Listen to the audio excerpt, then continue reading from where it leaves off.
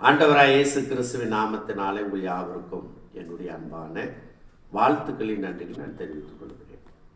அப்பொழுது ஆபிரகாம் சமீபமாய் சேர்ந்து துன்மார்க்கனோடே நீதிமானையும் அழிப்பீரோ, பட்டணத்திற்குள் ஒருவேளை 50 நீதிமான்கள் இருப்பார்கள். அதற்குள் இருக்கும் அந்த 50 நீதிமான்கள் நிமித்தம் ரட்சியாமல் அந்த ஸ்தலத்தை அழிப்பீரோ?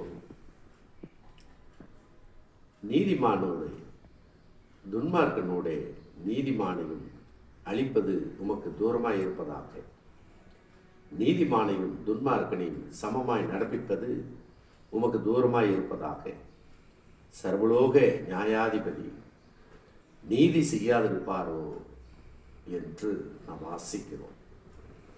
ஆபிரகாம் லோத்துக்காக தேவனிடத்தில் மன்றாடுகிறார். தேவனுடைய பார்வையிலும் ஆபிரகாமின் பார்வையிலும் லோத்து நீதிமானாய் காணப்பட்டான் என்பது இதன் மூலமாக நாம் அறிகிறோம். தேவனுக்கு நாம் நன்றி சொல்லுவோம்.